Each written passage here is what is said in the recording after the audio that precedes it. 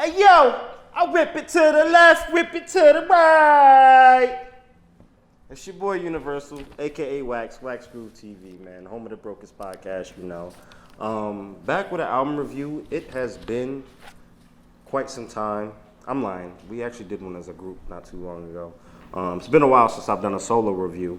So today we got Westsidegunn, Pray for Paris. I'm going to be a little all over the place with my notes, but we're going to get through it. There is 13 tracks on here. So for features, you know, you got the usual suspects and Benny and Conway. You got Rock Marciano on there, Freddie Gibbs. Got both of them on the same track. I was very shocked to see that because I didn't know how Rock and Freddie would be able to coexist on a record together, but I actually enjoy it. It's a really good record. You got Boldy James.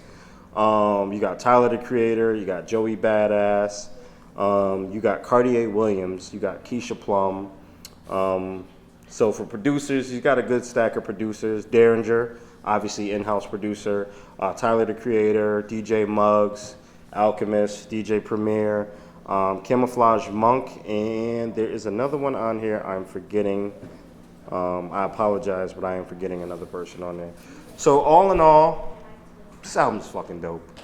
I'm just gonna start off with that. This album is dope. I had to sit on this album before I actually reviewed it and just like really give it some time to marinate and set in. I thoroughly enjoy this album.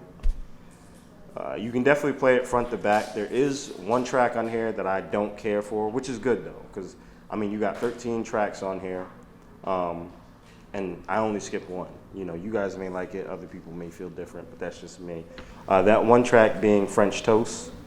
Other than that, this album's fire.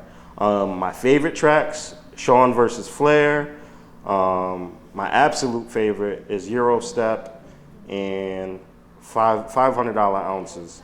But everything else on here is dope. 327, George Bando, Allah Sent Me, Versace, Claiborne, like it's all fire. Like this is definitely a piece of art. So like the name of the album is Pray for Paris. You know, he was out in Paris during Fashion Week with Virgil. I know that was like a big thing for him, but it gives you that feel. Like it does feel like Paris Fashion Week for the most part. Obviously you getting that grimy West. Now, normally when I go to listen to a Westsidegunn album, I'm not tuning in, you know, solely for like the lyrics. Like his body of work is more like a piece of art. He's not the most lyrical rapper, but he puts everything together well, very well. Especially when it comes to features. Like you'll look at his features on the album and you'll be like, how the hell does that's not gonna make any sense, or how's that gonna fit? But he puts these features in place and they fit like next level fit, like whoa, that works great. And I felt that way like seeing Tyler the Creator on here. And like I said, Rock and Freddie on the same track. Now, if Rock or Freddie, obviously him and Rock have multiple tracks together. Freddie, I didn't know how he was gonna fit because Freddie is very up-tempo and he just attacks the track and he, you know, just comes straight on and it just bang, punches you. But they both kind of came into his world. So Freddie slowed it down. You know, with Rock, it's either gonna be slow or fast. But everybody did their thing. This track really coexisted. Same thing on 327 with Joey Badass, Tyler the Creator, Billy Esco. I enjoyed hearing all three of them on there with Wes. Like it was really dope. Yeah, Versace. All these tracks are dope. So Westsidegunn, like I said, does a really good job at putting projects together with his features. Like he's got an ear for this. He could easily executive produce projects for other people in terms of lining up features, track listings. You know, this goes here, that goes there. Like he's truly a businessman / artist. So one thing I do want to jump into, I actually pulled some stats off Twitter, man. Shout out to Hip Hop by the Numbers. Whoever runs that Twitter page, or, you know, you're doing a great job. Keep it up. So Westsidegunn, he says, the ad-lib king returns. I'll run through some of these little stats that he has on there. So 27% of Gunn's lyrics are ad-libs. The most on a single track are 53.4%, and that's on Allah Sent Me. So totals, you got Boom, which is 360 times. 360 times, that's 12% of the lyrics.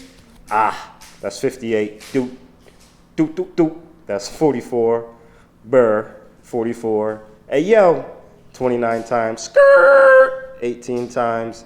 And then he has other 204 times. I think Ad-Lib King is fitting for him. Like, it really is. So, I mean, these are pretty interesting stats. Everybody knows he's the Ad-Lib King, but that's what makes some of these records, like on here, and even just past projects, like Home would be featured on something, or it could be his own record. Like, he'd get on there, features, had him rapping, he'd come in, just do his ad-libs and talk his shit, and that'd be that. But it'll fit perfect, and you definitely see this on this album. I low-key want to make a bold statement with this. I honestly believe this is Westsidegunn's best project outside of Fly God. Fly God is a masterpiece. I feel like this is truly a masterpiece. And the biggest difference between the two is the progression from Fly God to here. You know what I mean? Like when you listen to Fly God, you know, you want to put on that ski mask and go beat somebody up. But this, you might want to sip your wine while you pistol whip somebody. Like, it's true. And you're going to have on a nice little tuxedo. It's just his refinement and his lyrics and just progression are you can definitely see it. You can definitely hear it. And I love it. So pretty dope project. As far as rating this, I'm going to give it a Ghost Chili Pepper. Now, if you don't remember our rating scale, I'm going to have it listed below. Ghost Chili Pepper, this is a classic. With the exception of that one record, I genuinely enjoy this project. I'm interested to see what comes next from him. This project truly feels like it's a industry debut for the most part. Like, this is his major record label, like, debut album he's putting out there for the people, made a statement with it, it's got that stamp. I definitely feel like this is going to be a critically acclaimed project outside of, like, the Griselda fan base.